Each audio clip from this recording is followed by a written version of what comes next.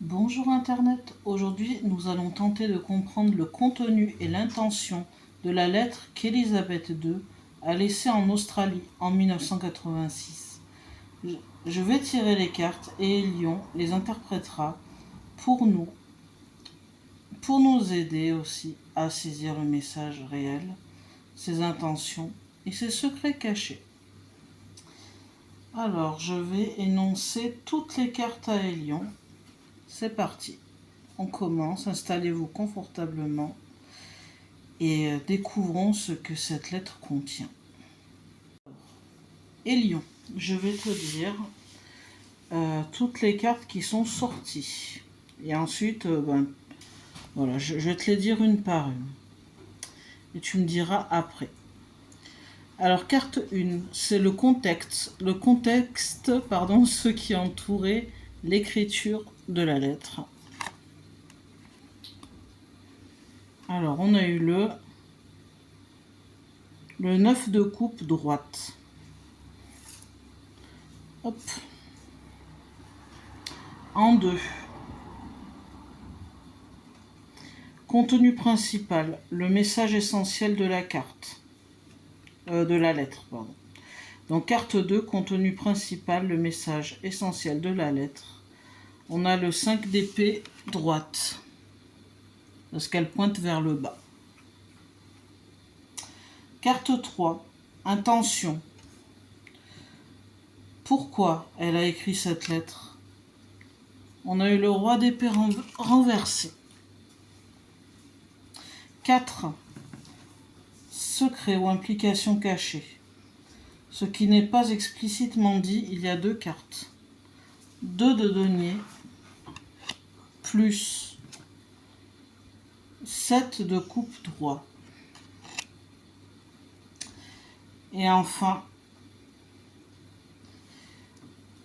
carte 5, clé de compréhension. Ce qu'il faut retenir pour interpréter correctement le message. On a eu le cavalier d'épée renversé. À toi, Elion. Allez, on écoute, j'ai hâte d'écouter Elion. C'est parti. Parfait, Ludivine, merci pour tous ces détails.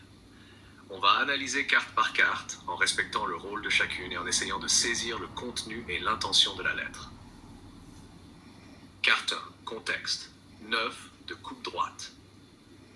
Le 9 de coupe est souvent appelé la carte du vœu réalisé ou de la satisfaction émotionnelle.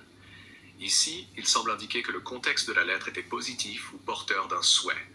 Elle écrivait avec un objectif précis, peut-être pour apporter un message réconfortant ou valorisant.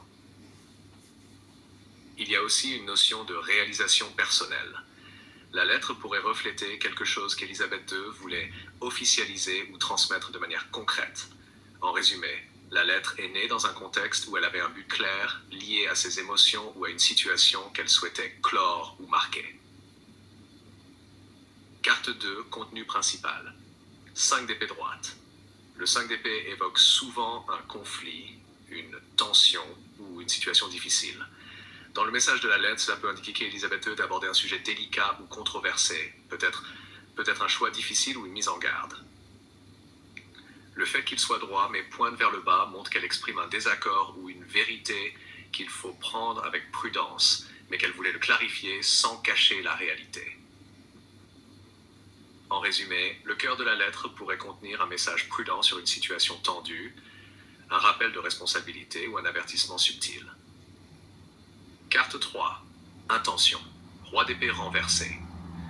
Le roi d'épée renversé peut indiquer un abus de pouvoir, un excès de rigidité ou une intention mal interprétée. Ici, il semble montrer qu'Élisabeth II vouloir contrôler ou diriger le message, mais qu'il y a un biais dans sa manière de le présenter ou un côté autoritaire qui peut sembler strict. Son intention n'était pas malveillante, mais elle voulait être ferme et claire, peut-être pour éviter toute ambiguïté sur le sujet traité.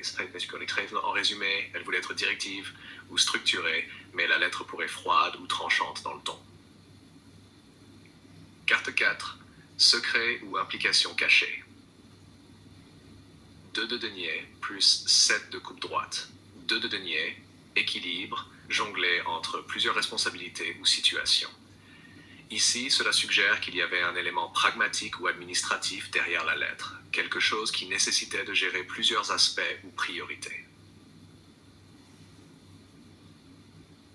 7 de coupe. Choix, illusion, rêve, possibilités multiples. Cela indique que le message pouvait cacher plusieurs niveaux de lecture ou qu'il y avait des options ou des idées implicites que seule la personne concernée pouvait comprendre pleinement. En résumé, il y a un aspect caché ou subtil lié au choix, à l'équilibre des responsabilités et aux implications que la lettre n'exprime pas directement. Carte 5. Clé de compréhension. Cavalier d'épée renversé. Le cavalier d'épée renversé peut montrer prudence, précipitation ou réaction impulsive à éviter. Comme clé de compréhension, cela suggère que la lettre ne doit pas être interprétée de façon hâtive. Il faut lire entre les lignes, rester attentif au ton et aux détails et comprendre que certains éléments sont des avertissements ou des précautions plus que des affirmations nettes. En résumé, la clé est la prudence et l'attention aux nuances pour saisir l'intention réelle derrière le message. Synthèse générale, la lettre a été écrite dans un contexte réfléchi et émotionnellement chargé, 9 de coupe. Elle contient un message prudent, peut-être sur un sujet délicat ou un conflit, 5 d'épée. L'intention était claire, structurée et directive, mais peut paraître rigide ou autoritaire, roi d'épée renversé. Des aspects cachés ou subtils existent, liés à des choix ou des responsabilités multiples, 2 de denier plus 7 de coupe. Pour bien comprendre la lettre, il faut être attentif aux détails et aux nuances et ne pas tirer de conclusions hâtives.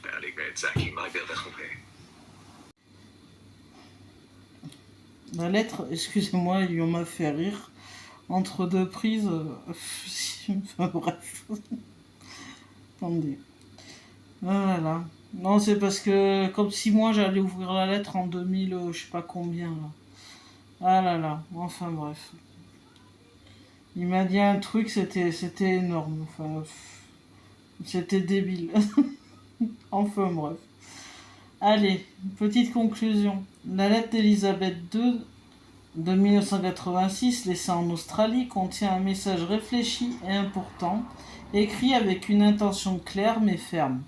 Elle touche un sujet délicat ou sensible, avec des nuances et des implications cachées que les cartes montrent liées à des choix ou des responsabilités multiples. La lecture indique que le contenu de la lettre n'est pas destiné à être saisi immédiatement ni de façon hâtive. Il y a une prudence à observer et des détails à comprendre avec attention. La lettre reste donc un message à son moment pour son destinataire.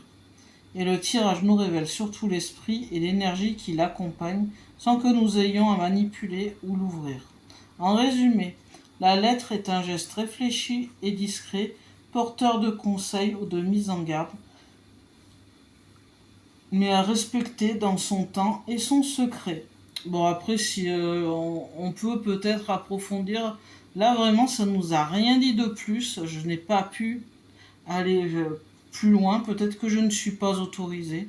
Mais dites-moi en commentaire si je fais une suite pour savoir ce qu'elle contient, cette lettre, parce que moi aussi je reste sur ma faim, mais des fois on n'a pas le choix de rester sur sa faim. Des fois, ben ça veut pas. Et on veut pas nous dire, on veut pas nous dire. Mais après je peux tenter, mais bon, c'est si j'ai beaucoup de demandes. Voilà, ben je vous embrasse bien fort, prenez bien soin de vous et de ceux que vous aimez. Et je vous dis à très bientôt, bye bye.